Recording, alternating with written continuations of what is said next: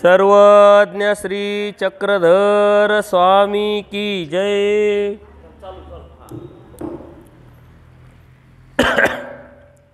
छत्रपती संभाजीनगर येथील बजाजनगर येथे श्रीकृष्ण मंदिर ट्रस्ट व सर्वज्ञ सेवा वास्तविक मंडळाच्या वतीनं होत असलेल्या सत्संगाचा आज 5वा दिवस आहे आणि सकाळचं सत्र न झाल्यामुळं आजच्या दिवसाचं हे पहिलंच सत्र आहे।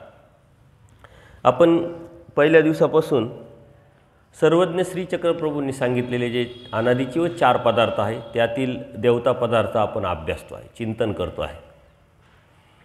कारण देवता पदार्थ हा फक्त आणि फक्त आपल्या तत्त्वज्ञानात स्वामी श्री चक्रधरांनी सांगितलेला आहे आणि त्याचं अनन्यसाधारण असं महत्त्व आहे। जोपर्यंत देवताच कळत नाही, देवता समजत नाही, तोपर्यंत परमेश्वर लक्षात येत नाही, जाणवत नाही आणि त्यांची भक्ती पण आपण करू शकत नाही। या अत्यंत महत्त्वाचा भाग आपण जर समजून घेतला तर आपली जी भक्ती आहे ती एकनिष्ठ अनन्यभावे शरण जाऊन परमेश्वराची करू शकतो आणि आपल्या जीवाचं हित आपण भलं करून घेऊ शकतो। म्हणून देवता वर्ग अत्यंत महत्त्वाचा आहे। तो जरा किचकट असला, अवघड वाटत जरी असला, परंतु तो कधीतरी समजून घेणं अत्यंत गरजेचं आहे। आणि त्यातही परमेश्वराने जो देवता वर्ग सांगितलेला आहे तो फक्त व्हेरी इम्पॉर्टंट जे आपल्याला विषय आहेत तेच सांगितलेले आहे। देवता वर्ग खूप मोठा आहे आणि तो सुद्धा अभ्यासायला आपल्याला 7 दिवसात पूर्ण होत नाही आहे, पण तरीही त्यातलं मोजकं देवता किती, त्याचे थोवे किती, त्याचे गट किती, त्याची स्वरूप मर्यादा किती, त्याच्यातले पंचप्रकार, त्या पंचप्रकारातलं त्यांच्यातलं जे मर्यादित पंचप्रकार आहे, त्रोटक पंचप्रकार आहे ते आपण समजून घेतले आणि त्यानंतर आपण जीवाचे दोष बघितले, जीवाचे नकारात्मक बाजू बघितल्या आणि त्याही नंतर जीव आणि देवता याचा तुलनात्मक अभ्यास आपण केला। इथपर्यंत आपण पोहोचलेलो आहोत।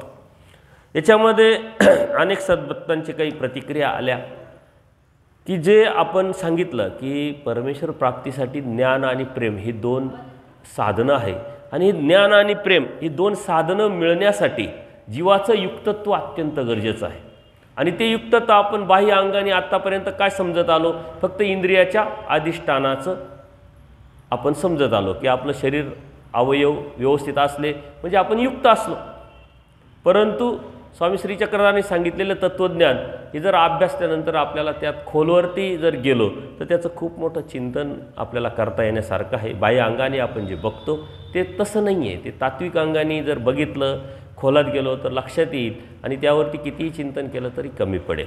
म्हणून मग त्यामध्ये अधिष्ठान आलं, चातुष्ट आलं आणि त्याच्यातही त्याच्यापुढे जाऊन आपण आपल्या ज्या अवस्था आहे विचाराच्या, भावनेच्या, हेतूच्या त्या जर आपण समजून घेतल्या तर त्यातल्या आपण धैर्य, औदार्य, गांभीर्य हे जे आहे चातुर्य आत्तापर्यंत आपण समजूनच घेतलं नव्हतं, जाणूनच घेतलं नव्हतं आणि त्याचा विचार केल्यानंतर आपल्याला युक्तत्व काय आहे हे कळतं। परंतु त्याच्याही पुढं जाऊन बाह्य अंगाने परमेश्वराने सांगितलेले जे तत्त्वज्ञान आहे ते आपण शब्दाशा जर अर्थ घेतला तर आपल्या मनामध्ये आपोआपच संभ्रमावस्था येते। तो विषय आपला झालेला असला तरी मी त्या विषयाला थोडासा स्पर्श करतो आणि मग आपण पुढं जाणार आहोत। स्वामी श्री चक्रधरांनी ह्या जीवाला धर्माचा अधिकार कशा कशात नाही आहे त्यातलं एक सूत्र जर आपण बघितलं तर वेडा, पिसा, मुका, बैरा आणि आंधळा याला धर्माचा अधिकार नाही असं सांगितलं। मुका, बैरा, आता मुका आणि बैरा आणि आंधळा असं जर आपण बघितलं तर आंधळा म्हणजे डोळे नाही, शब्दाचा अर्थ घेतो। कान नाही म्हणजे बैरा म्हणजे त्याला ऐकू येत नाही। तोंड नाही याचा अर्थ काय, तो मुका आहे, त्याला बोलता येत नाही, असंच आपण अर्थ घेतो की नाही।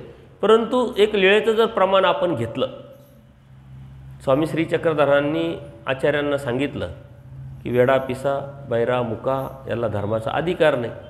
आता शब्दाशा जर तो अर्थ निघाला असता तर लगेच आचार्यांनी पुढचा प्रश्न केला नसता आणि आचार्यांनी जे आपण समजलं ते आचार्यांनी जर समजलं असतं तर तो विषय आपला क्लिअर झाला असता की ज्याला डोळे नाही तो आंधळा, ज्याला कान नाही तो बैरा, ज्याला तोंड नाही तो मुका, किंवा वेडा, पिसा ज्याला अंतःकरण चातुष्य नाही, मन, बुद्धी, चित्त, अहंकार नाही तो पिसा, तो वेडा आणि शब्दाशा आपण अर्थ घेतल्यानंतर आपल्याला लगेच समजतो की असा व्यक्ती। परंतु स्वामी श्री चक्रधरांना त्यांच्या लक्षात आलं का काहीतरी वेगळं सांगायचं आणि म्हणून त्यांनी पुढचा प्रश्न विचारला, वेडा तो कोण, आंधळा तो कोण, पिसा तो कोण, बहिरा तो कोण. जर असं कोण हा प्रश्न विचारू शकत नाही, लहान मुलगा जरी म्हटलं ना आपण त्याला विचारला आंधळा तो कोण, तर तो म्हणतो डोळा नाही तो आंधळा, लगेच शब्दाचा अर्थ. परंतु आचार्यांच्या लक्षात आलं की देवाला काहीतरी वेगळं सांगायचं आणि मग आचार्यांनी प्रश्न केला आणि आचार्यांनी प्रश्न केल्यानंतर देवानी पण वेगळं सांगितलं. म्हणजे डोळा आंधळा तो कोण, ज्याला डोळे आहे पण तो पाहत नाही. बहिरा तो कोण, ज्याला कान आहे पण तो ऐकत नाही. मुका तो कोण, ज्याला तोंड आहे पण तो बोलत नाही.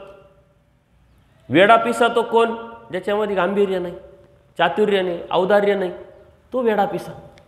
अशा अर्थाने परमेश्वराने निरूपण केल्यानंतर त्याच्यावरती आपल्याला प्रकाश अधिक टाकता येईल का ज्या अर्थी देवानी हे स्पष्टीकरण केलं त्या अर्थी आपण जे समजतोय तसं नाही आहे. डोळे आहे पण पाहत नाही म्हणजे काय, आपल्याला बी बऱ्याच गोष्टी दिसतात ना आजूबाजूला, धर्माच्या अनुषंगाने दिसतात, पण आपण कानाडोळा करतो, काय करायचं आपल्याला जाऊ द्या. बऱ्याच गोष्टी ऐकायला येतात, आपण म्हणतो काय करायचं आपल्याला जाऊ द्या. बऱ्याच गोष्टी बोलण्याची इच्छा होते पण व्यक्त होत नाही, आपण म्हणतो काय संबंध आपला जाऊ द्या. गांभीर्याने विचार करत नाही धर्माच्या अनुषंगाने, म्हणून आपल्यामध्ये ते जे वेडा आणि पिस हे आहे हे आपल्याला आजूबाजूला सारे दिसतात आणि त्यातले आपण पण आहोत. याचा अर्थ आहे परंतु कार्यरत जर नसेल, निष्क्रिय जर असेल तर त्याला आंधळं म्हटलंय, त्याला बहिरं म्हटलंय, त्याला मुकं म्हटलंय. तुमच्या डोळ्या असण्या नसण्याला महत्त्व नाही आहे, तुमच्या कान असण्या नसण्याला महत्त्व नाही आहे, तुमच्या तोंड असण्या नसण्याला महत्त्व नाही. ते तुम्ही किती क्रियेत आणता, क्रियाशील आहात, धर्माच्या अनुषंगाने त्याला कसा वापर करता तुम्ही पॉझिटिव्हली, त्याच्यावरती असणं नसणं अवलंबून आहे. म्हणजे एखाद्याला डोळे आहे परंतु त्याचं जर कार्य नसेल तर ते डोळे नसल्यासारखंच आहे, आणि एखाद्याला डोळे नाही आहे परंतु त्या डोळ्यासारखं डोळसपणाने जरी तो कार्य करत असला तरी डोळे आहे. मग बाह्य अंगाने जे आपण ते बघतो ते तसं नाही. स्वामी श्रीचक्रांना वेगळं अपेक्षित आहे. आता हे खोलवरचा विषय आहे, हा विषय घेणार नव्हतो, परंतु सकाळीच आपले खटावकर साहेबांनी हा प्रश्न केला की यावरती अधिक प्रकाश टाका, म्हणून तुम्हाला परत त्या विषयाला स्पर्श करण्याचा मी प्रयत्न करतो आहे. कारण हा विषय अनेक लोकांच्या वासना आहे की डोळे नाही आहे त्यालाच अधिष्ठान नाही आहे, काही म्हणतात डोळे आहे परंतु क्रियाशील नाही याला अधिष्ठान नाही आहे. म्हणजे या वासना जरी असल्या तर आपल्याला वासनेशी मतलब नाही, प्रमाणाशी मतलब आहे. आपलं श्रुती आणि स्मृती ह्या चरित्रामध्ये परमेश्वराने श्रीमुखीचं जे तत्त्वज्ञान सांगितलं ते आपल्याला प्रमाण आहे. म्हणून या लिळेकडे जर आपण बघितलं तर आपल्या असं लक्षात येईल का जे आपण समजतो तसं नाही आहे. म्हणून आपण क्रियाशील राहिलो पाहिजे धर्माच्या अनुषंगाने. आपण क्रियाशील नाही आहे, आपण आपलं कर्तव्य विसरलेलो आहे. आपला जो हेतू आहे, भावना आहे, परमेश्वराने दिलेली जबाबदारी आहे ती आपण इमाने इतबारे करत नाही, म्हणून अप्रत्यक्षरित्या आपण आयुक्त देहीच होतो. आणि आयुक्त देही जर असेल तर परमेश्वर ज्ञान आणि प्रेम देऊ शकत नाही. पण तुम्हाला क्रियाशील राहावं लागेल, सातत्यपूर्ण त्यावरती चालत धर्माच्या अनुषंगाने कर्तव्याच्या भावनेने आजूबाजूला जे दिसतंय त्यासाठी अलर्ट राहावं लागेल, सावध राहावं लागेल. जे जे चुकीचं आहे त्याला विरोध पण करावा लागेल, जे जे चांगलं आहे त्याला सपोर्ट पण करावं लागेल. हे तुमचं क्रियाशीलत्व आहे, हे तुमचं धर्माच्या प्रती असलेलं कर्तव्य आहे. अन्यथा धर्मात आहे ना 40 वर्षे 20 वर्षे काय चाललं आहे आजूबाजूला त्याला काही मतलब नाही, उदास आहे की नाही. अनुकूल आहे, प्रतिकूल आहे, उदास आहे. आपण अनुकूलही नाही, प्रतिकूलही नाही, उदासही नाही, नेमकं आपण आहे कुठे हेच आपल्याला कळत नाही. तर तो 40 वर्ष धर्मात असून काय 50 वर्ष धर्मात असून काय उपयोग आहे का? नाही. आपण धर्मात आहोत तर तो धर्म आपला आहे, आपल्या हितासाठी आहे, आपल्या भल्यासाठी आहे. आणि स्वामी श्री चक्रधरांनी म्हणजे परमेश्वरांनी दिलेला आहे. ते बोधाद्वारे आपल्याला त्याची जाणीव पण आहे, उमेद पण आहे. तर त्याचं कार्यसुद्धा आपल्याला दिसलं पाहिजे आणि त्या कार्यामध्ये आपण सहभाग पण घेतला पाहिजे. म्हणजे परमेश्वरांनी आनंद देण्याचं हे मिशन आरंभलेलं आहे आणि हा आनंद देण्याच्या मिशनला परमेश्वरांनी न्याय देण्यासाठी सृष्टीची रचना करून स्वतः अवतार घेतला, मायेच्या तमातून या जीवाला काढलं आणि वाडोवाडी फिरून अधिकारी जीवाला निमित्त करून हे तत्त्वज्ञान आपल्यापर्यंत सांगितलेलं आहे. जर सांगितलं आहे, आलं आहे, बोधाद्वारे आपल्याला उमटलं आहे, कळालं आहे, समजलं आहे, तर ते कार्यात आणणं आपलं काम आहे. सारं देवाने दिलं आहे पण कार्यालाच आणलं नाही तर आपल्याकडं वस्तू आहे, एखादी वस्तू आपल्याकडं आहे परंतु ती उपयोगात आणली नाही तर तिला काय करतं, गंज चढतो की नाही. वस्तू आहे परंतु ती कॉपऱ्यात टाकून दिली, ती क्रियेतच आणली नाही तर तिला गंज चढला म्हणजे ती निरुपयोगी झाली. दूध आहे पातेल्यात भरून ठेवलं, 2 दिवसानंतर ते नास्तं खराब झालं, कारण त्याच्यावरती क्रिया केली नाही. ती प्रक्रिया जी आहे आपल्या इंद्रियावर, आपल्या बुद्धीवर, आपल्या विचारावर, मन चित्त बुद्धी अहंकारावर ही प्रक्रिया करावं लागेल. आणि म्हणून स्वामी श्री चक्रधरांना काय अपेक्षित आहे, या जीवावरची प्रक्रिया, त्या प्रक्रियेतून त्यांनी मिळवलेला बदल आणि त्या बदलातून परमेश्वराच्या प्राप्तीपर्यंत गेलेला हा जीव, हा परमेश्वराला अपेक्षित. पण हा विषय खूप मोठा जरी असला तरी चिंतनाचा विषय आहे आणि आता तुम्हाला बऱ्यापैकी लक्षात आला असेल. पण या गोष्टी आपण समजून घ्यायच्या आहे. परमेश्वराने सांगितलेलं देवतावर्ग खूप मोठा आहे, तरी आपण संक्षिप्त स्वरूपात त्याला समजून जाणून घेण्याचा प्रयत्न करतो. आत्तापर्यंत आपण जे बघितलं त्याच्या पलीकडे जाऊन आपल्याला डायरेक्ट थोव्यात जायचं आहे. अन्यवृत्तीमध्ये परमेश्वराने आपल्याला पूर्ण थोवे सांगितलेले आहे आणि ते आपण संक्षिप्त रूपाने बघितले पण आहे. 9 थोवे आहे. स्वरूप मर्यादा 500 योजनापासून सुरू होऊन 10% ती वाढत जाते. विश्व देवतेपर्यंत ती वाढते. आणि पंचप्रकार बघितले, ते 8% वाढतात. त्या पंचप्रकाराचे भाग पण बघितले. परंतु एवढं सांगून सुद्धा स्वामी श्री चक्रधरांनी अन्यवृत्ती सांगितली आणि अनेक प्रकरणापैकी, अनेक सूत्रांपैकी सर्वात जास्त प्रकरणवश हे अन्यवृत्तीचे आहे. किती कोणाला सांगता येईल? अन्यवृत्तीचे प्रकरणवश म्हणजे लीळा किती आहे सांगता येतील का? आपण 40 वर्ष झाले, 20 वर्ष झाले, 10 वर्ष झाले आपण अभ्यास करतोय, आपण सूत्रपाठ वाचायला लागलोय. परंतु सूत्रपाठ वाचत असताना आपल्याला त्याचे प्रकरणवश माहिती पाहिजे. किती आहे, कुठं, काय, कुणी स्वामींनी कोणाला सांगितलं आणि कोणत्या प्रसंगानुरूप सांगितलं, हे आपण जर लक्षात घेतलं तर आपल्याला त्यातलं गांभीर्य कळलं. आपल्याला गांभीर्य नाही आहे म्हणून अप्रत्यक्षरित्या आपण युक्त द्यायचे नाही आहे. गांभीर्य असेल तर युक्त द्यायचे. इथून पुढं लक्षात घ्यायचं, तुमच्या इंद्रियाच्या माध्यमातून जरी तुम्हाला लक्षात नाही आलं, इंद्रियाच्या माध्यमातून ते विषय काढून टाका. कारण इंद्रिय आहे तुमच्यात, युक्तदेह आहे. तुम्हाला कान, नाक, डोळे, हात, पाय सर्व साबूत आहे तुमचं, एकदम टाकाटाक आहे. काही प्रॉब्लेमच नाही, काही अडचणच नाही आहे. मग तुमच्याकडं काय आहे? मन पण आहे. कारण मन काहीतरी खावंसं वाटतं, मन कुठंतरी फिरावंसं वाटतं, म्हणजे मन आहे की नाही? बुद्धी पण आहे. कारण सांसारिक जगामध्ये, भौतिक जगामध्ये तिचा किती वापर आपण करतो. चित्त पण आहे, कारण आपण डिस्टर्ब होतो, सुखी होतो, आनंदी होतो, सर्व होतं. आणि अहंकाराचा तर विषयच नाही, तो तर ठासून भरलेला आहे. आपल्याला युगो मार्केटमध्ये गेलं तर त्याला काडीची किंमत नाही, परंतु तो आपल्यामध्ये किती ठासून आहे. तर हा जो विषय आहे हा आपण लक्षात घ्या. या तिन्ही गोष्टी आपल्याकडे आहेच. फक्त चौथी कोणती गोष्ट नाही आपल्याकडं?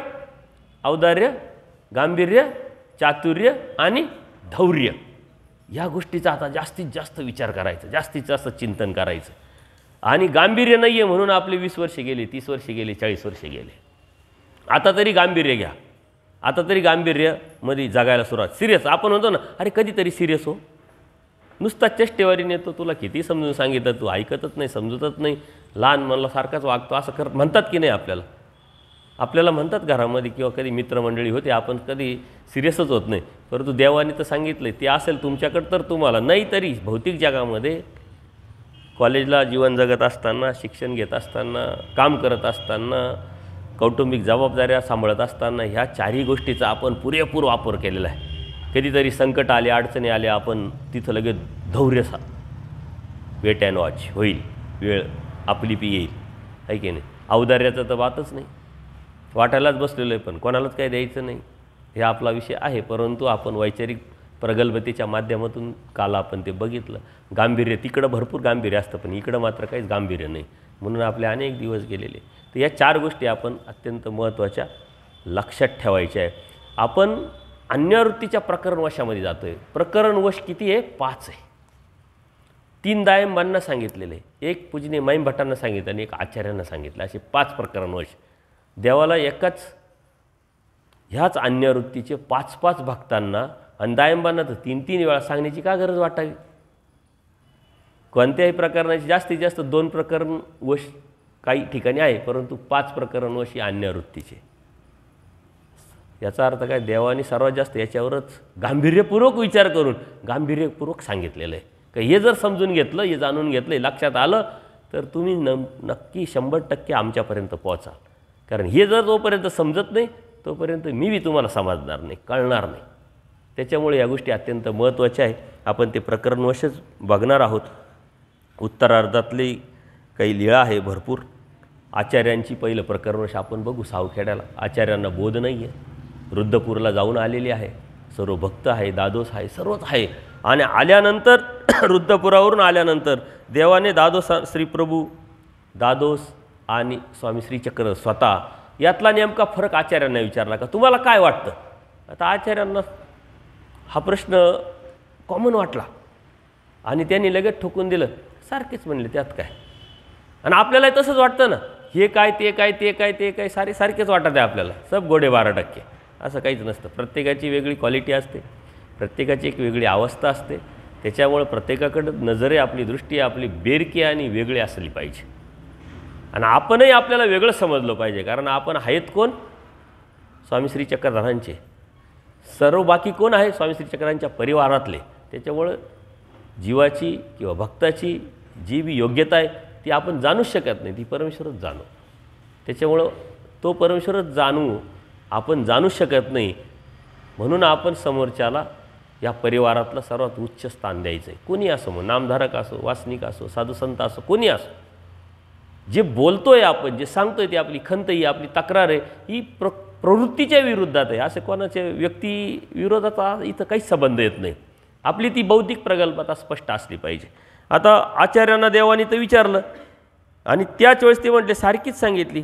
त्यावेळी अन्यवृत्ती, युगधर्म आणि विद्यामार्ग, संहार, संसरण ही 5 प्रकरणं देवानी आचार्यांना सांगितले. त्यावेळेस नंतर बोध झालेला आहे. त्या स्पष्ट विचारलं का तुम्हाला काही वेगळं दिसत नाही.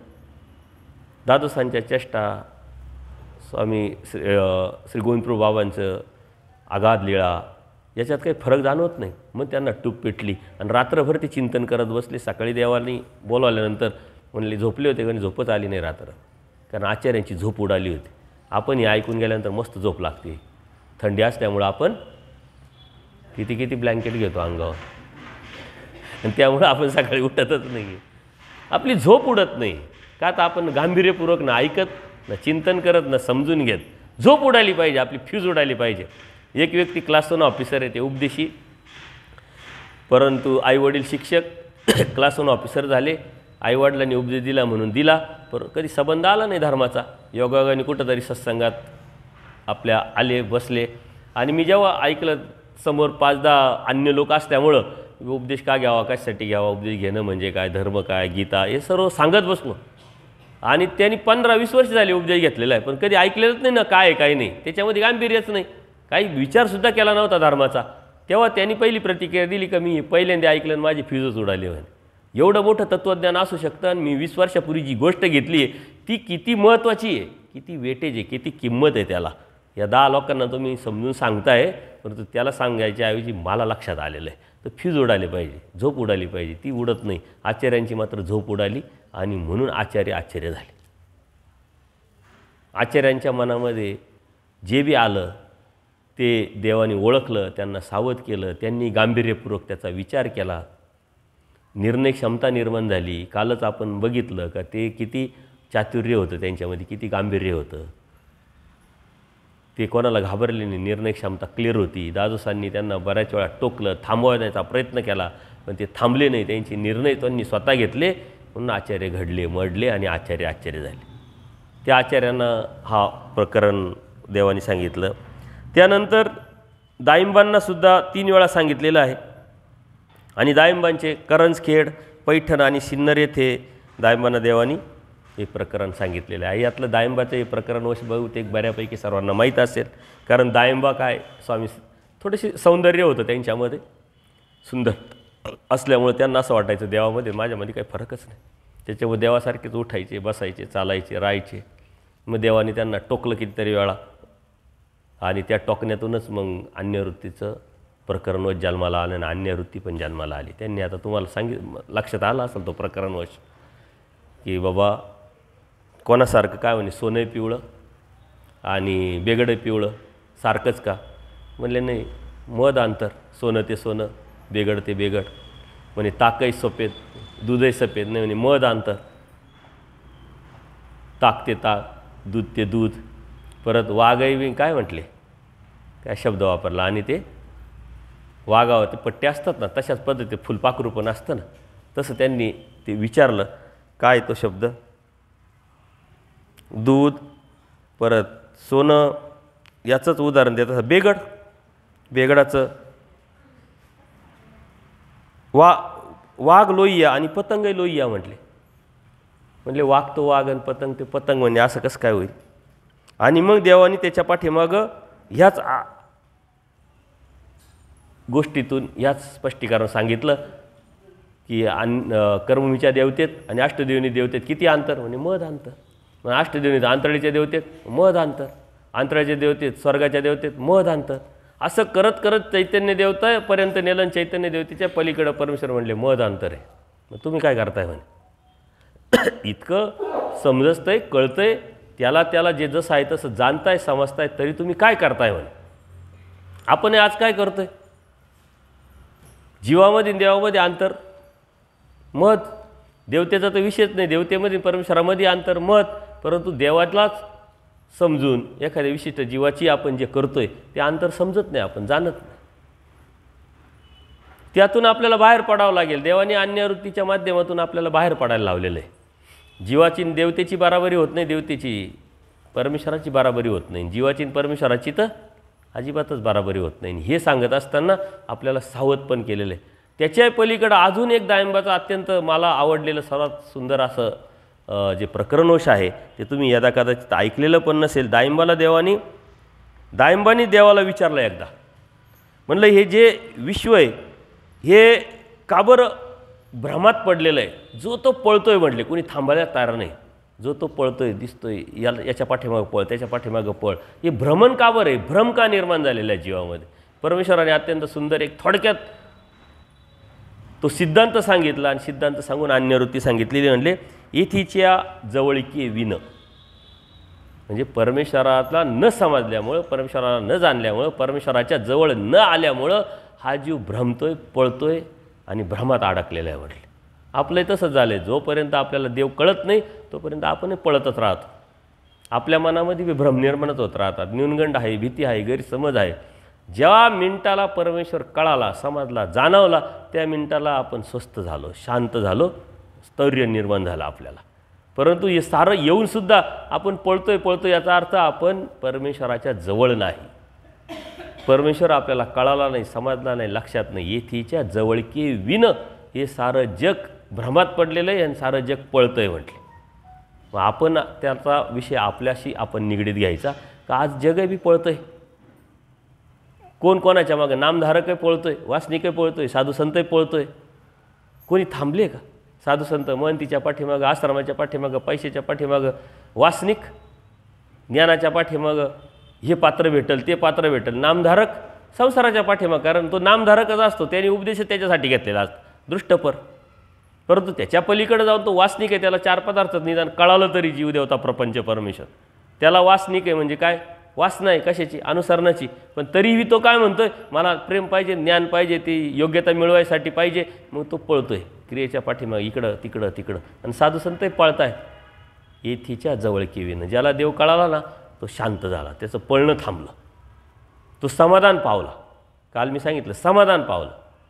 तो समाधानी झाला, स्थैर्य झाला, चित्त शांत झालं. तो परमेश्वराजवळ गेला. परमेश्वराजवळ गेला, त्याला प्रचिती आली आणि तो फक्त आणि फक्त आता देव एके देव तोची व्हावा, तोची भेटा. नाहीतर देवानी काय सांगितलं आहे, जीवदेवता प्रपंच आणि परमेश्वर जाणीजे. आणि मग झाडाखाली जाऊन फाळुके घेऊन स्मरण करायचं. याच्या व्यतिरिक्त काय करायला लावलं आहे का. खूप मोठा आचार सांगितला आहे, खूप मोठा त्याग सांगितला नाही, पण ते पण आपल्याच्याने होत नाही का, तर आपण देवाच्या जवळ नाही आहे. हे आपण लक्षात घ्यायचं आहे. हे प्रकरणवश आपण लक्षात घेतल्यानंतर परत माईम भटांना पण देवानी एका ठिकाणी प्रकरणवश हा अन्यवृत्तीचा सांगितलेला आहे. बेलापूरला शेवटी माईम भटांमध्येही कन्फ्युजन होतं, ज्ञान भरपूर झालं तरीही मनातल्या शंका होत्या. आणि माईम भटांनाही प्रश्नाला उत्तर देतात. महावाक्य वगैरे निर्वचन करत असताना, सांगत असताना पूजनीय माईम भटांना पण अन्यवृत्ती सांगितली. अशी 5-5 वेळा देवाने अन्यवृत्ती पुन्हा पुन्हा सांगितली. म्हणून अन्यवृत्ती समजून घेणं खूप गरजेचं असतं. आपल्याला हा विषय पूर्ण तडीच न्यायचा आहे, वेळ कमी आहे, सत्र कमी आहे, म्हणून थोडंसं स्पीडली घेऊ. कारण बऱ्यापैकी आपण त्याच्यावरती रिव्हिजन दिलेली आहे. तर देवता थोवे परतोय देवतांची ओळख पाहणार आहे आपण. देवता लक्षणातील नियम हे सर्वच देवतांना लागू आहेत, जे आपण आजपर्यंत बघितले ना. कार्यकारण स्वरूप लक्षण, देवता काय, कोणत्या काय, त्या साऱ्या देवताला लागू नये.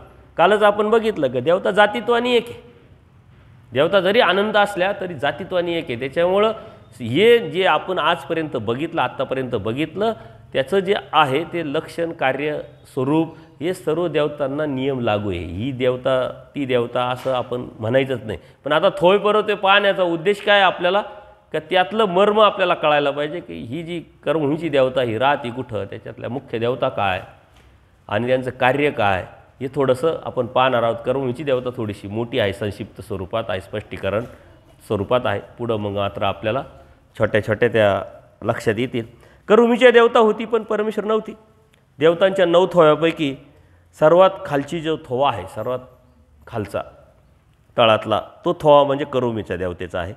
त्याची मर्यादा आपण कालच बघितली. हिमा सेतूपासून रामेश्वरापर्यंत किती योजन, 500 योजनाची आहे. आणि एक योजन म्हणजे किती किलोमीटर, 12. म्हणजे विचारातलं 210 नंबरचं सूत्र आहे.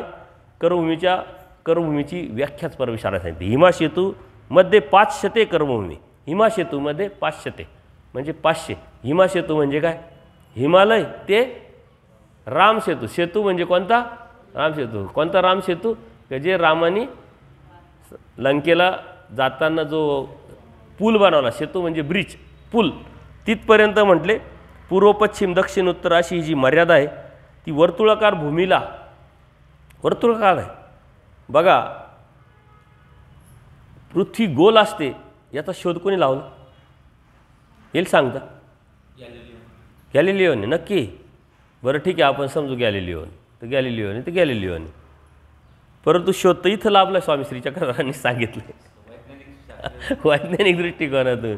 बघा इतर ग्रंथांमध्ये ना, इतर धर्मियांच्या ग्रंथामध्ये कोणी सांगितलं होतं पृथ्वी सपाट आहे, पृथ्वी चौकोनी आहे. परंतु देवाने अगोदर सांगितलं वर्तुळाकार.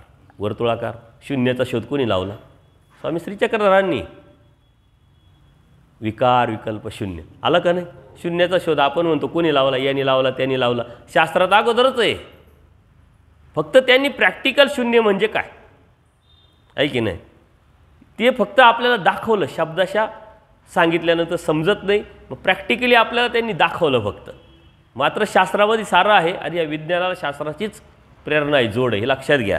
तर कर्मभूमी म्हणतात म्हणे, कारण त्या भूमीला, वर्तुळाकार भूमीला कर्मभूमी म्हणतात. पूर्व पश्चिम दक्षिण उत्तरच्या अर्थात वर्तुळाकार आपण कालच बघितलं. कर्मभूमी म्हणजे कोणता देश, मग भारत देश, आपला देश, त्यालाच कर्मभूमी म्हणतात. कर्मभूमी म्हणजे काय, जीवाची कर्मनिष्पत्ती होण्याचं ठिकाण म्हणजे कर्मभूमी, हे लक्षात घ्यायचं आहे.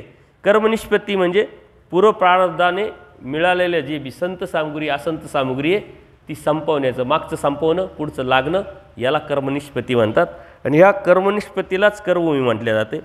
मनुष्य देहाचा प्रस्तुत लेप, त्या लेपीचं सुख दुःख जे बी त्यांनी मिळवलेलं आहे कर्मांनी, त्याचा भोग निमांडला म्हणजे संपला जाऊन नवीन कर्मनिष्पत्ती होत असते, म्हणून कर्मनिष्पत्ती. कर्मभूमी म्हणजे कर्मनिष्पत्ती. कर्मनिष्पत्ती कर्मभूमीतच होत असते आणि म्हणून त्याला कर्मभूमी म्हणतात म्हणले. कर्मभूमी एक करिता एक निमे, विचारातलं 208 नंबरचं सूत्र आहे. आता हे जे सूत्र मी तुम्हाला सांगतोय ना, भविष्यात जाऊन त्याचं प्रकरणवश तुम्ही पाहू शकता. कोणतं नेमकं अधिक स्पष्टीकरणात मग तुम्हाला जातं. ते जर प्रकरणवश आपण घेत राहिले तर आपला पुढचा विषयच पुरा होत नाही. आणि प्रकरणवश खूप मोठा नसतो. परमेश्वराने ते निरूपण करताना फक्त त्या विषयाला न्याय देण्यासाठी स्पर्श केलेला आहे. आणि परमेश्वर ज्यांना निरूपण करताय ते अत्यंत बुद्धिवादी होते. थोडं सांगितलं त्यांना सारं कळायचं. आपल्याला एवढं स्पष्ट करून म्हणजे लय जडजड झालं, बंद करा आता, डोक्यावरून जायला लागलं एवढं स्पष्टीकरण सोपं करूनसुद्धा. परंतु तिथले जे जीव होते, आपण म्हणतो ना अधिकारी जीवाला निमित्त करून, पूजनीय माईंभट, त्यांना 18 पुराण वेदशास्त्र माहीत होतं. फक्त टच केलं त्या विषयाला का लगेच कवने करणे मुंचीचे न म्हटल्यानंतर आजच्या माईंभटांच्या डोक्यात लगेच प्रकाश पडला. कशा कशाने आपण समजत होतो आणि देवाने तर सारं खुडून टाकलं. आपण म्हटलो असतो, विचारलं असतं कवने म्हणजे काय, कवने म्हणजे काय, कवने म्हणजे काय, त्याच्यातच अडकलो असतो. पण ते देवाला जास्त सांगावं लागलं नाही. म्हणून हे जे आलेले आहे आपल्या लीळाचरित्रामध्ये जे पात्र आहे ते त्याच लेवलचे असल्यामुळे परमेश्वराने फक्त एक शब्दाला टच केलं, त्यांना लगेच म्हणजे तपीलं समजून जायचं आणि पुढं जायचं. त्याच्यानंतर स्पष्टीकरणात मग आपल्या पूर्वजांनी आपल्याला समजावं, कळावं म्हणून याच्यामध्ये भरपूर असं स्पष्टीकरणात्मक तत्त्वज्ञान आलेलं आहे. कर्मभूमी एक करिता एक निमे म्हणजे एक निपजे स्वर्गी नरकी त्याची निमे, स्वर्गीय आणि नरकी. आता स्वर्गात आणि नरकात म्हणजे जे आहे तेच निमे, म्हणजे मागचं संपतंय, फक्त पुढचं काहीच लागत नाही. नरकामध्ये आता एखादा चतुष्पाद आहे, कुत्रा आहे, मांजर आहे, ते पुढचं लावत आहे का? नाही लागत. ते मागचं संपवत आहे, म्हणजे ती फक्त भोग योनी. ते पण सांगितलं आहे. कर्मभूमीमध्ये सर्वांचं होतं म्हटले, मागचं संपतं आहे, पुढचं लागतं आहे, परंतु जे नरकात आहे त्यांचं फक्त मागचं संपतं आहे. किंवा स्वर्गात आहे सुखफळामध्ये ते फक्त मागचं, त्याला जो बी संत सामुग्रीच्या अनुषंगाने त्याला जे सुख आहे तेच भेटतं आहे. पुढं त्यांनी काही केलं तर होत नाही, तिथं काही करताच येत नाही. केलं आहे तरी त्याला काही प्राप्त होत नाही. तसंच भोगभूमीतला जीव आणि इथला नरकातला जीव आहे म्हटले. मग हे जे आहे हे संत सामुग्रीच्या बाबतीत सांगितलं आणि असंत सामुग्रीच्या बाबतीत सांगितलं आहे. स्वर्ग म्हणजे संत सामुग्री आणि नरक म्हणजे असंत सामुग्री, हे स्पष्ट झालं. कर्मभूमीत आता त्यांनी उदाहरण दिले. कर्मभूमीमध्ये खाटकाच्या घरी मनुष्य जन्म झाला, म्हणजे ह्या कर्मभूमीमध्ये येणं म्हणजे एवढं सोपं नाही आहे. कर्मभूमीमध्ये मनुष्यदेह म्हणजे हे सुखफळच आहे. एखादा नरकात गेलेला आहे आणि त्याला त्या नरकातून काढलं आणि मनुष्य देहात कर्मभूमीत आणलं, त्याच्यासाठी ते सुखफळ नाही का? आपणही बी काय डायरेक्ट आलो आहे काय? आपणही बी अशा दुःखाच्या नरक योनीतूनच आलेलो आहे, म्हणजे सुखफळालाच आलेलो आहे. ते म्हणतात कर्मभूमीमध्ये मनुष्यदेह भेटला, परंतु खाटकाचा जन्म भेटला. हिंसा पाप पापातो नरक. आता कळत न कळत त्यांनी जो लेप लावला त्या लेपाचं त्याला फळ भेटलं, कर्मभूमीतला मनुष्यदेह. एवढा मोठा देह, परंतु पाठीमागचे संस्कार तो दररोजच हिंसा करतोय, जाईल कुठं? नरकातच जाणार आहे. हे भेटून काय उपयोग झाला का? त्याला काहीच उपयोग नाही झाला. परंतु ते जे देणं आहे ते त्याला द्यावंच लागतं, आणि जे त्यांनी लेप लावला आहे त्याला ते भेटतंच. कर्मवश सकळे पावे, याच्यामध्ये कॉम्प्रोमाइजच नाही.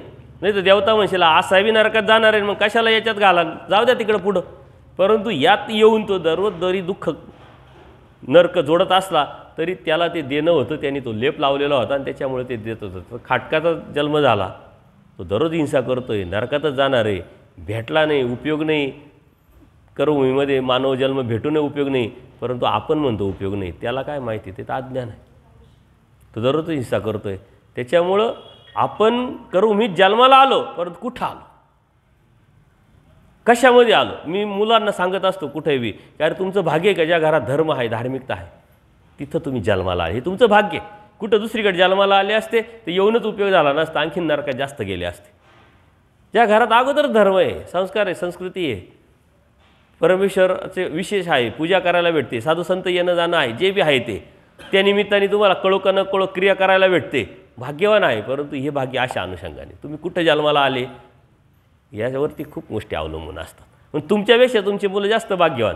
तुम्हाला कधी धर्म भेटला आणि किती कळाला, त्याच्यापेक्षा आज त्यांना कधी भेटला आणि किती कळतोय, किती समजतोय, हे तुमच्यापेक्षा जास्त भाग्यवान. त्यांच्या पोटी जे जन्माला ते आणखीन जास्त भाग्यवान राहतील. परंतु परिस्थिती तेव्हाही बदललेली राहील. चॅलेंज जास्त अधिक होणार आहे ना, आव्हान अधिक होणार आहे. आजचं वातावरण धर्माला पोषक आहे का? जर तुम्हाला वाटलं की चला आपल्याला सारं कळालं आहे, समजलं, आता सोडून द्यावं आणि परमेश्वराचं व्हावं, तुम्ही तर लगेच पाहता तिकडं असं आहे, तिकडं तसं आहे, ते तसं आहे, ते तसं आहे. वातावरण पोषक नाही. जावं तर कुठं जावं, काय करावं, होईल का नाही, अनेक प्रश्न, अनेक शंका.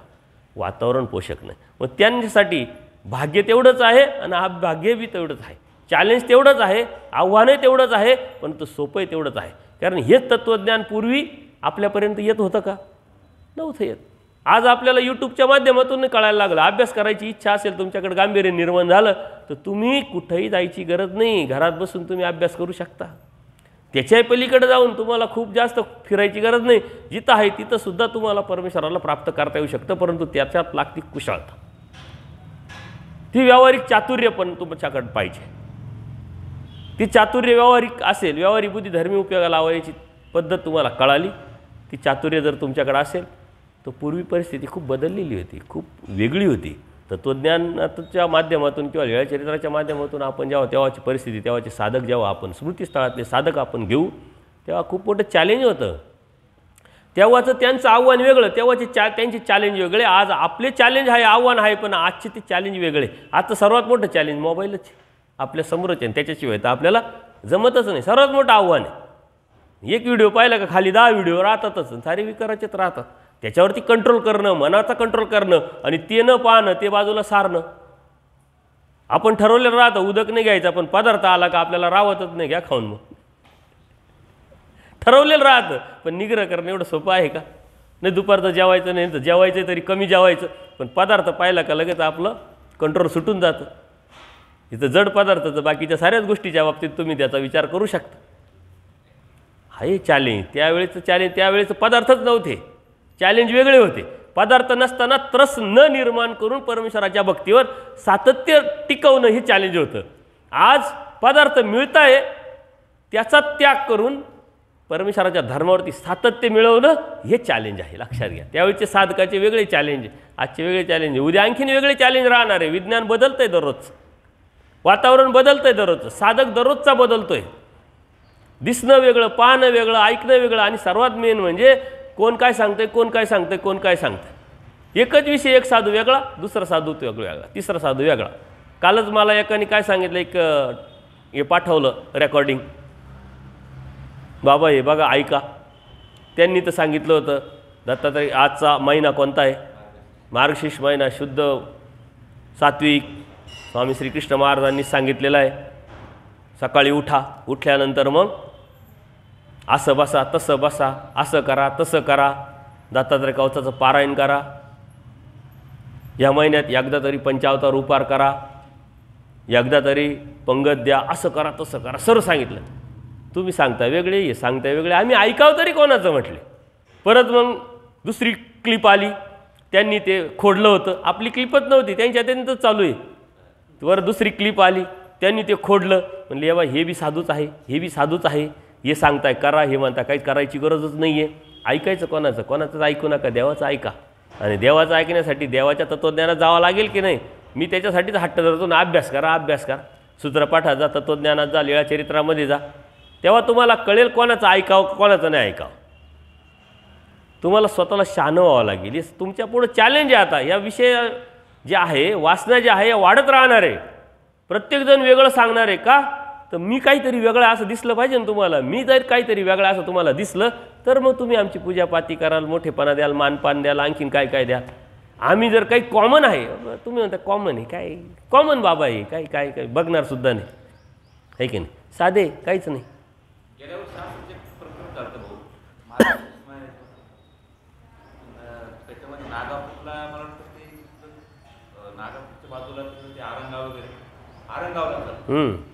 त्यांनी ते 5,000 रुपये तरी आपले पोलिसी जोडपे, हां ते 1100 रुपये एंट्री घेतली ते का. आता हे बघा, ह्या ज्या गोष्टी ना, समाज झुकता आहे, झुकानेवाला चाहिए. तुम्हाला येड्यात काढायला काय लागतं, कारण येड्यांना काय येड्यात काढायचं, सोपं आहे ना अगदी. तुम्ही येडे तोपर्यंत तुम्ही येड्यात निघताय, तुम्ही शहाणे झाले, तुम्हाला येड्यात कोणी काढाल का. बरं त्यांनी 5,000 म्हणजे 5,000 जणांनी आमंत्रित केलं, त्याच्यातून त्यांनी 1100 निवडले, आणि 1100 प्रत्येकी एका जोडपे 1100 रुपये, आणि मग ते चौरंग वगैरे काय ते लागतं, ते काय पूजा साहित्य वगैरे दिलं. आता सकाळी मी येतो ना इथं तुमच्यापर्यंत, तर हे सकाळी मी दररोज पाहतो देवतेच्या मंदिरात त्या साऱ्या भगिनी असतात, त्या चौरंग, पाट, कपडा, तिथं दुकानं पण लागलेली आहे, फुलं आहे, नारळ आहे, सर्व आहे, आणि त्या घेऊन जाताना त्या मला भगिनी दिसतात दररोज.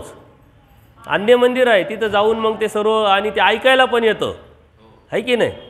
मग हे तिकडचंच इकडं आलेलं आहे ना, पण इकडचं आणि तिकडचा काही फरक आहे की नाही, म्हणून तर आपण देवता वर्ग पाहतोय. आता तुम्हाला 1100 जोडपे भेटले हे महत्त्वाचं आहे. जर भेटले नसते तर त्यांनी केलं असतं का. तेव्हा त्या 5,000 लोक आले, त्याच्यातून 1100 आम्ही 1100 रुपये प्रत्येकाला, ते तर जाऊ द्या, पैशाचं जाऊ द्या, 5,000तून 1100 निवडले, म्हणजे त्यांना काय सांगितलं असं, तुझ्यासारखं भाग्यवान तुम्ही जे का तुझी निवड झाली, देवाने दिले, आनंद देण्यासाठी निवड केली, आणि हा कशासाठी निवडला आहे. ते जे कर्मकांड आहे, अंधश्रद्धा आहे, या विधी आहे, यातून बाहेर पडण्यासाठी देवाने अवतार घेतलेला आहे. आणि तेच आपल्याला न कळाल्यामुळं 1100 जोडपे त्यांना भेटले, त्यांची काही चुकी नाही. त्यांनी आमंत्रण दिलं होतं, तर तिथं मला तर वाटतं लाईन लागली असेल, बाबा माझं नाव घ्या, वशिला लावला असेल, इकडून तिकडून फोन करून माझं नाव घ्या, माझं नाव घ्या. भेटले, सारखे कपडे, मग सारखे चौरंग, सारखे पाठ, सारखे बसले. इकडं तिकडं जायचं काय, तुमच्या आजूबाजूलाच नाही भेटत काय तुम्हाला हे पाहायला. मागच्या वेळेस इथं कार्यक्रम होता, तुम्ही म्हटलं आपण काय स्वामी श्रीचक्रांचा परिवार आहे, आपल्या मनामध्ये काही कोणाविषयी द्वेष नाही, काही किंवा कोणाविषयी काही किलमिश पण नाही. येतो म्हटलं तुमच्याबरोबर, आम्हाला काय त्याच्यात कमीपणा आहे. तिथं काय चालू होतं, तिथं तेच चालू होतं ना. तुम्हाला शहाणं नाही करायचं. तुम्ही शहाणे झाले तर मग आमच्या अस्तित्वाला धक्का आहे. परंतु आम्ही पॉझिटिव्ह विचाराचं आहे. तुम्ही शहाणे झाले तर आमचं अस्तित्व अधिक उजळ, अधिक पक्क होईल, अधिक क्लिअर होईल, अधिक स्पष्ट होईल. परंतु निगेटिव्ह विचार करणारची माणसं वेगळे. आता माझ्या बाबतीतसुद्धा काही लोक सांगतात की ते निगेटिव्ह बोलतात. आपण निगेटिव्ह बोलतो का? आपण जे आहे ते सांगतोय, पण त्याला ते निगेटिव्ह समजतात. आता एका ठिकाणी कार्यक्रमाला गेलो, अनुभव सांगतो मी. एका ठिकाणी कार्यक्रमाला गेलो, धाराशिव जिल्ह्यामध्ये इटकूर इथं कार्यक्रम होता. ते पाठीमागं नंतर ते साधू संत पण आले होते बघा. त्या कार्यक्रमाला गेलो. आता तिथं बी असे सत्र लोक येऊ न येऊ आपले जे असायचे ते असायचे. तर अचानक त्यांना एक फोन आला आणि त्यांनी स्पीकर ऑन केलेला होता, म्हणून फोन आला. आवाज ओळखीचा वाटला. मी शेजारीच बसलेलो. त्यांना बी आता स्पीकर बंद करता येईन. ते म्हटले काय चाललं? काय नाही म्हणे, कार्यक्रम चालू आहे. कोणाचा कार्यक्रम चालू आहे म्हणे? आपले दरीचे भाईदेव म्हणे. अरे म्हणे, त्यांचा कशाला कार्यक्रम घेतला? ते इतके निगेटिव्ह बोलतात म्हणे. आणि ते सारे धर्मावरून लोकांना काढतील म्हटले. तेच धर्मावर नाही तर म्हटले तुम्हाला कसं काय धर्मावर नेतील? आता त्यांचा नावीला झाला. मी ऐकलं, म्हटलं चांगली गोष्ट आहे. म्हटलं काय करू, जाऊ का? तर नाही ते जाऊ. आणि सांगणारे कोण होते? अत्यंत जवळचे मी समजत होतो, प्रेमाचे समजत होतो. समोर आल्यानंतर अत्यंत एकदम तसं काय असं वाटायचं का याच्या व्यतिरिक्त माझ्यावर दुसरं कोणी चांगलं प्रेमच करत नाही. व्यक्तीला ओळखणं सोपं नाही आहे, अवघड आहे.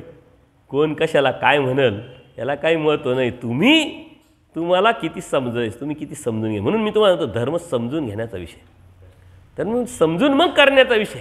तुम्ही समजून न घेता केलं तर तुमची ही कुतरड होणारच आहे. याच्या पाठीमाग पळ, त्याच्या पाठीमाग पळ. आतापर्यंत काय झालं? त्याच्यामुळे यातून बाहेर पडायचं तर एकच उपाय अभ्यास करणं. ह्या गोष्टी चालूच राहणार आहे आणि आव्हानात्मक होणार आहे. या गोष्टी वाढत पण राहणार आहे. या कमी होणार का? कमी नाही होणार. कारण तुम्ही 2-4% 1-2% आहे. आता इथं बी सारे ऐकताय म्हटल्यानंतर खरंच काहीच करत नाही असं काही गॅरंटी आहे का कोणाची? माझ्या गाडीत बसले राहत त्यांची मला गॅरंटी वाटत नाही. ते खाली उतरतील आणि परत काय करतील सांगता येत नाही. आणि अनुभव मला स्वतः आलेले. आम्ही असंच एका ठिकाणी चाललो, मेळावा होता, कार्यक्रम चाललो. गाडीतले सारी मंडळी मला सांगत होती आता अशा अशा ठिकाणी स्थान लागल, तिथले साधू आहे ते असे करतात, तसे करतात, तसे करतात. असं आहे का? मी ऐकत गेलो. म्हटलं चला स्थान तर करायचंच आहे. गाडी उभी केली, मी उतरलो, स्थानावरती गेलो आणि सारे उतरून बाबाच्या रूममध्ये मी स्थान करतोय. आणि कोण आलं म्हणे असं असं असं आहे का? मग बसा बसा, चहा घ्या, हे घ्या, ते घ्या, ते घ्या. हे चहा पिले, चहा पिऊन उठले बी. कोणी 100 रुपये, कोणी 50 रुपये त्यांची पूजाही केली आणि परत बाहेर आले सांगायला का ते बाबा आहे म्हणे. अरे तुम्हीच आत्तापर्यंत मला तासभर त्यांचं घरानं सांगत होते, तक्रार करत होते, त्यांचं काय होय? नाही आता काय करायचं म्हणून मला माझ्या गाडीत बसलेल्यांची सुद्धा गॅरंटी नाही वाटत. कारण असे अनुभव मला स्वतः आलेले.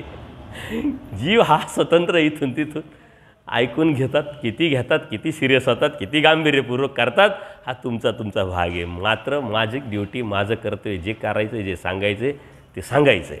आलं का लक्षात? ते माझ्या देवानी मला सांगितलं आहे, सांगायला लावलेलं आहे, ते करायचं. त्याच्यामुळे गॅरंटी कोणीच कोणाची घेऊ शकत नाही, कोणाची नाही घेऊ शकत. आपल्याला त्यासाठी जे समजून घ्यायचं.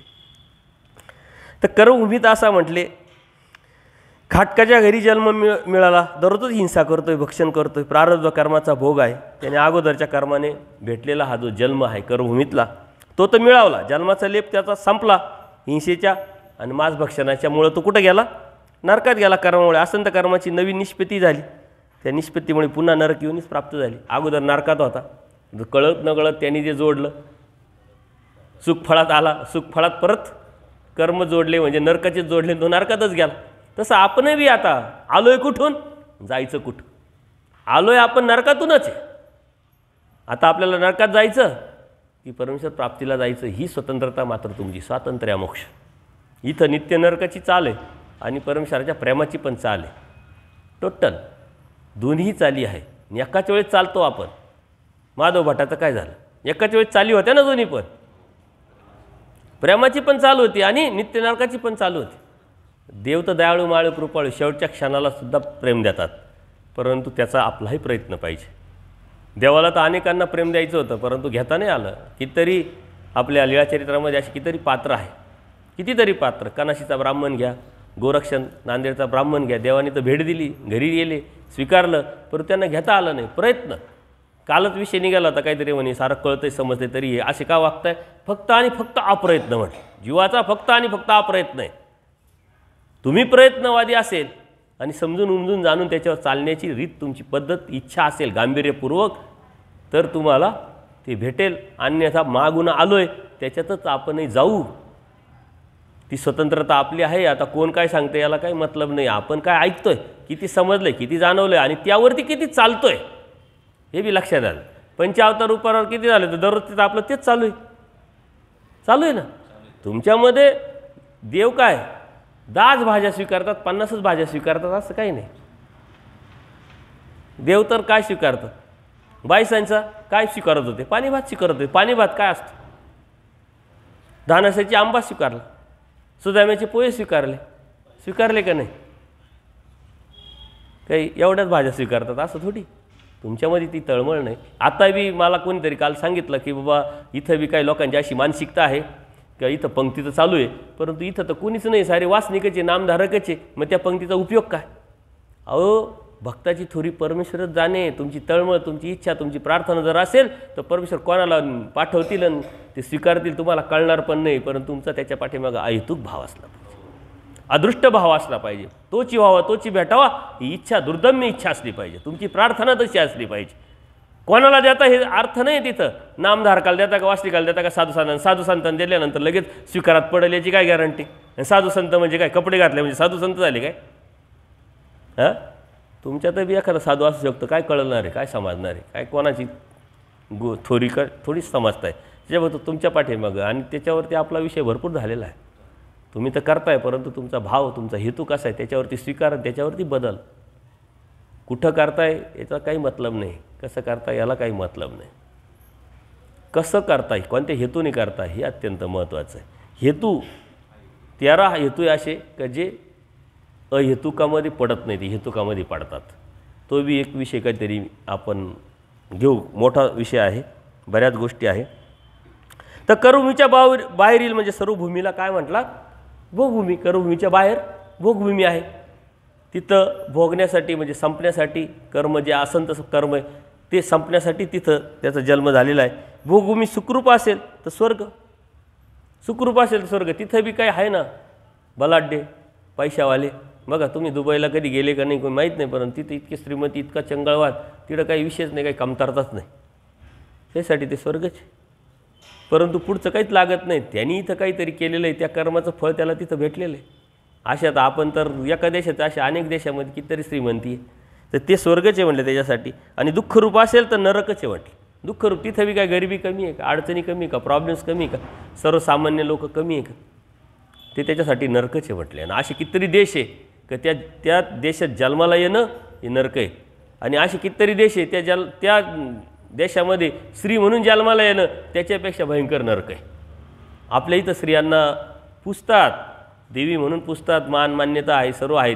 तिथं भयंकर परिस्थिती आहे. तुम्ही जरा बाहेर नजर टाकून जर बघितलं तर आपण किती भाग्यवान आहोत हे आपल्या लक्षात येईल. आपण काय बाहेरचं पाहत नाही म्हणून आपल्याला आपली किंमत कळत नाही म्हणून. या ठिकाणी मात्र प्रारब्ध कर्माचा नसता भोग भोगणे व संपवणे एवढेच कार्य होते.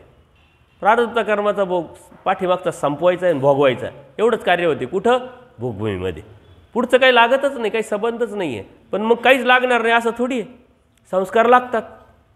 त्यांनी तिथं आता असे कितीतरी लोक आहे की माझ्या कॉन्टॅक्टमध्ये आहे, दुबईचे आहे, अमेरिकेचे आहे, मागे मी रेकॉर्डिंग पण पाठवली होती. असे बरेचसे लोक आहे, साऊथ आफ्रिकेचे आहे, बरेच लोक आहे. अमेरिकेमध्ये 2-4, 4-5-6 लोकांचं कॉन्टॅक्ट आहे. इकडचेच ते, परंतु तिकडं स्थायिक झाले. आता तिकडं देवधर्म करतात. थोडीशी रिटायरमेंट झाली, थोडीशी स्वस्थता निर्माण झाली, स्थौर्य निर्माण झालं आर्थिक. मग आता देवदेव त्यांना आठवलं, मग त्यांनी काही केलं तर काहीच लागणार नाही असं थोडी. परमेश्वराचं नाम जर घेतलं इथं तर पहिलं ब्रह्मांडी त्याचा वेद निर्माण होतो. तर हे तर इथंच आहे, त्याचे संस्कार लागतील. जर त्याची तळमळ, तसं दुःख असेल, तशी त्याची भावना असेल, हेतू असेल तर कोणत्या तरी माध्यमातून देव त्याला कर्मभूमीतही आणतील. कर्मभूमीत आणून परत जोडे तयार करतील, ज्ञानाचा प्रेमाचा उपाय करू शकतात. देव काही करू शकतात. काल आपण बघितलं देव अनर्जित दाता आहे. फक्त तुमची असली पाहिजे तळमळ. परंतु तुम्ही जेवढं करताय तेवढं त्यांना लागणार नाही 100%. तुमचं मागचं संपतंय, तुम्ही थोडं केली क्रिया वाया जात नाही. तर संत क्रिया बी वाया जात नाही, असंत क्रिया जात नाही मग वाया. इथं सारं प्रत्येक भेटतं. इथं उलट त्यांना एक असंत क्रिये लागत नाही, तो बी संस्कारच लागतो, संत क्रियेचा संस्कारच लागतो. तुमचा तो संस्कार किती स्ट्रॉंग आहे त्याच्यावरती परमेश्वराचं कार्य चालेल. ते कार्याला येतील, त्याला इथं घेऊन येऊ शकतात. आणि अशी येतात लोक, महिन्यातून 15 दिवसातून येतात किंवा तिकडून पैसे पाठवतात, पंक्ती द्या, हे करा ते करा, थोडीशी जाणीव निर्माण झाली तर. आहे कितीतरी लोक आहे असे का असं काहीच नाही. परंतु तिथं त्या भोगभूमीचा जीवाला जन्मावण्याचा उद्देश त्यांनी सांगितला आहे का मागचं संपवणं, बस तो भोगही बी आणि ते दुःखही बी, त्याचं ते जे बी असंत सामुग्री त्याची ती संपवणं एवढाच उद्देश आहे, त्याला क्लीन करणं आहे. नरकासमानच म्हणजे ते सांगितलं की कर्माची निष्पत्ती तिथे होत नाही, ती होत नसल्या कारणामुळे तिथे देवतेची किंवा परमेश्वर प्राप्तीची सुखावाचक किंवा सुरुवात ज्ञान प्रेम हे त्यांना भेटू शकत नाही. देवता फळंसुद्धा तिथं त्यांना मिळू शकत नाही, परमेश्वरातच नाही भेटत, तर देवता फळाचा विषयच येतो. आता हे झालं कर्मभूमीचं. आता कर्मभूमी आपण भूमिवाचक बघितली, परंतु शास्त्रामध्ये कर्मभूमी अजून कशाला म्हटलेलं आहे, कशाला म्हटलं आहे माहिती आहे तुम्हाला? आपलं शरीर, आपलं जीवन हे सुद्धा कर्मभूमीच आहे. यातून आपण सर्व करतो ना, शरीराच्या माध्यमातूनच आपण करतो, जी धार्मिकता करायची, जे बी करायचं, जे बी जोडायचं ते यातून करतो.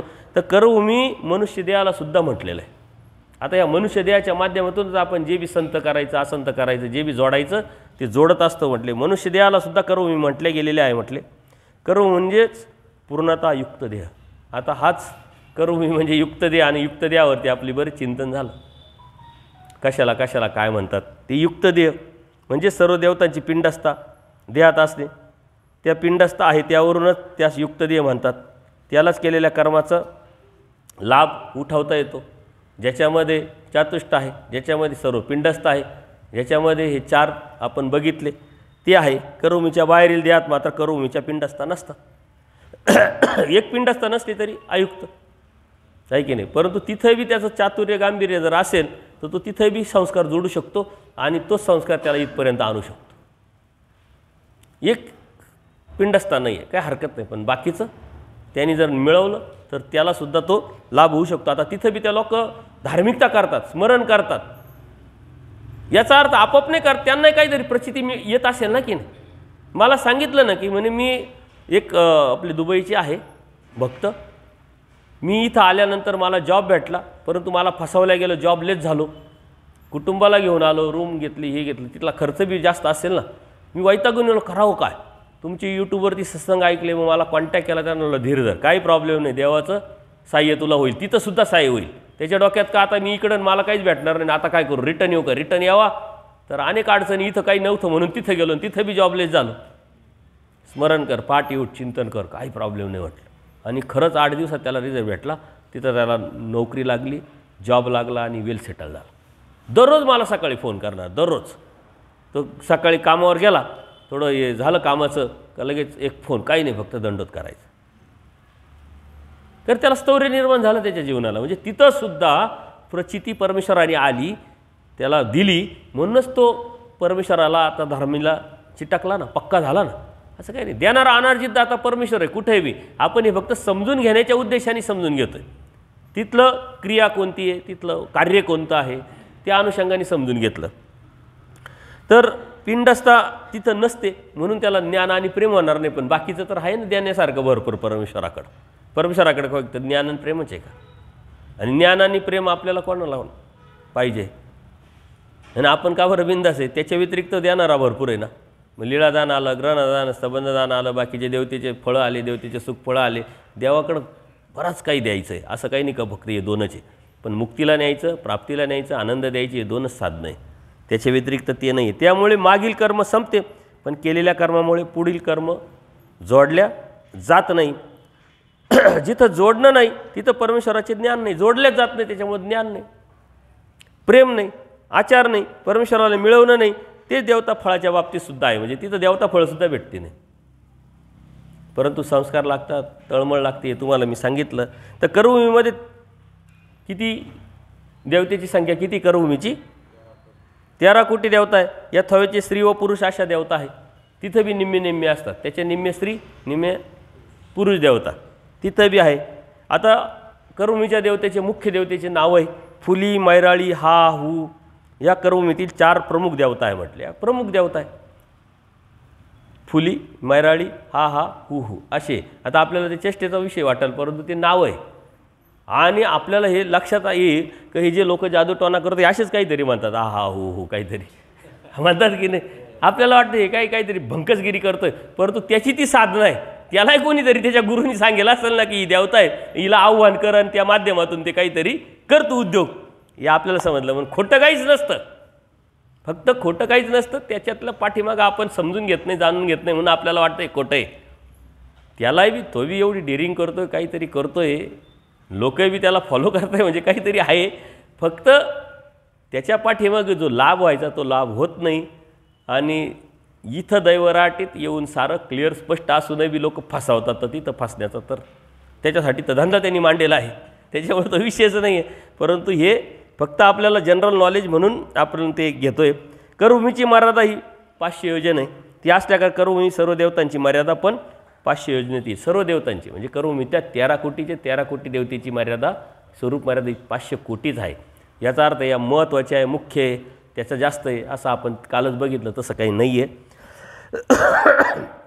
आणि ही मर्यादा अनादीचीच आहे. आत्ता नंतर निर्माण झाली, त्यांना अधिकार दिला असं नाही, अनादीचीच आहे.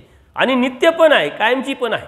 प्रत्येक सृष्टीमध्ये, मागच्या सृष्टीत तीच होती, आजही तीच आहे आणि उद्याच्या सृष्टीमध्ये तीच राहणार आहे. अनादीची व नित्य अशी 500 योजनेच होती आणि योजनेत राहणार आहे म्हटलं.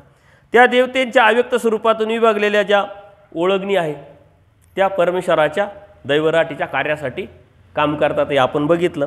ब्रह्मांडस्थ आहे, ब्रह्मांडस्थातून विग्रह आहे, पिंडस्थ आहे. ह्या ज्या आहे या नेहमीच या स्वरूपात इथंच राहावे लागते.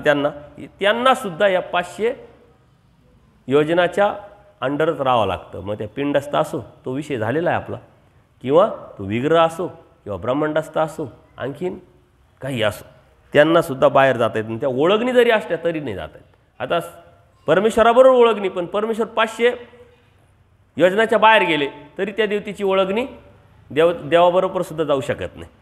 आणि तो उदाहरण श्रीकृष्ण महाराजांच्याच बाबतीत दिलेलं आहे आपल्या पक्षकारांनी.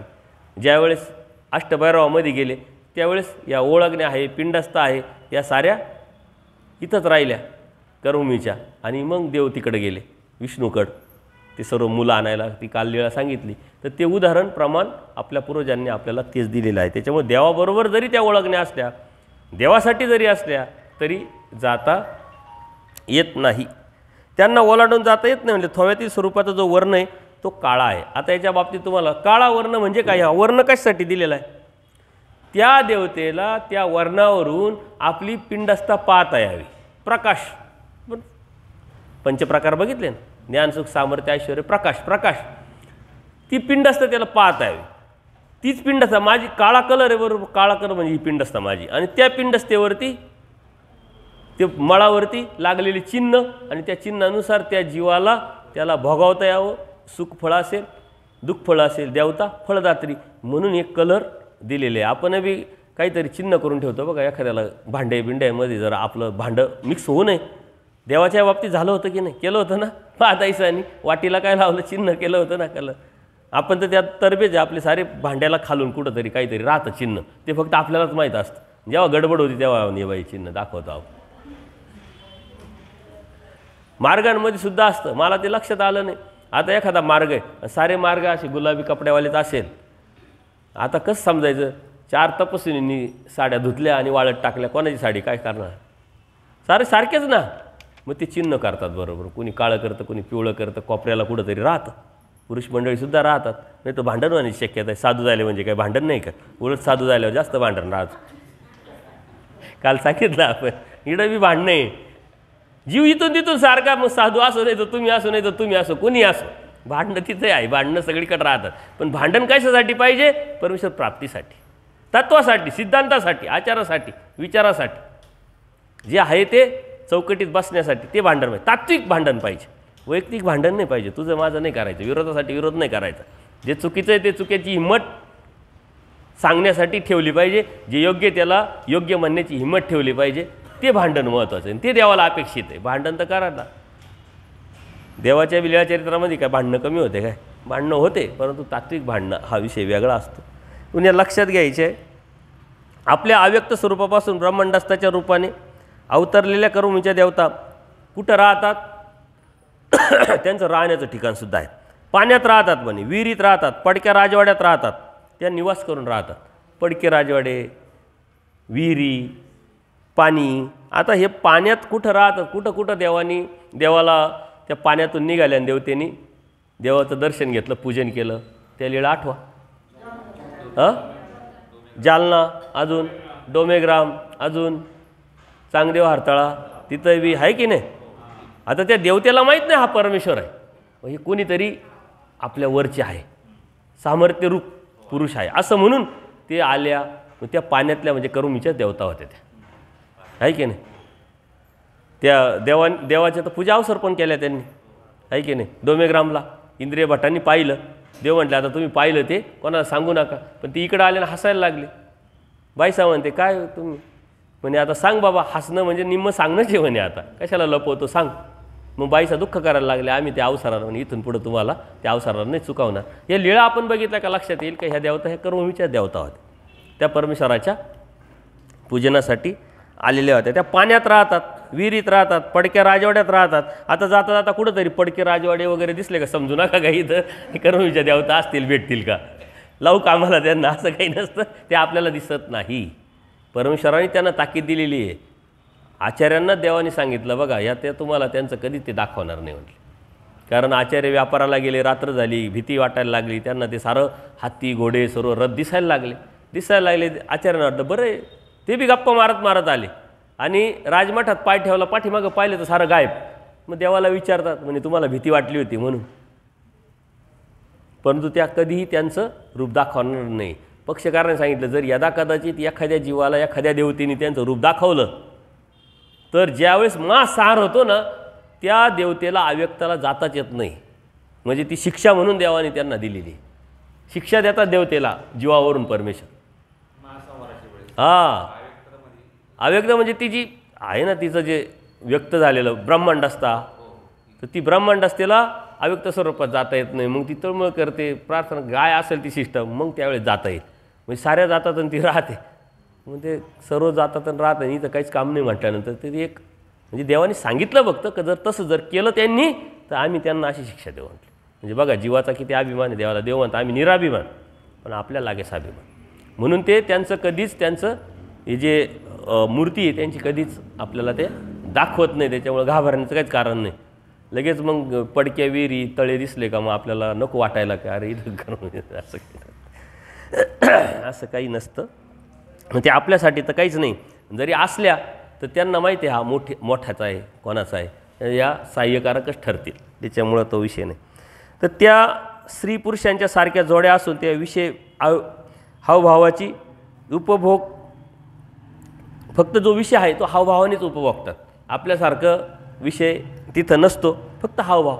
या अनुषंगाने कर्मभूमीच्या देवतेच्या अनुषंगाने आपण हे बघितलं आहे. बघा आता ही कर्मभूमीची देवतेचं थोडंसं मोठं आहे म्हणून आपल्याला वेळ लागला. अन्यथा पुढचे जे आहे हे थोडे थोडे लगेच लक्षात येतील. अलग लक्षात. आता पुढची देवता कोणती आहे ते आपण बघू आता सायंकाळच्या सत्रामध्ये. याच्याविषयी काही शंका असेल तर विचारा. सर्वज्ञ श्री चक्रधर स्वामी की दंडवत हो.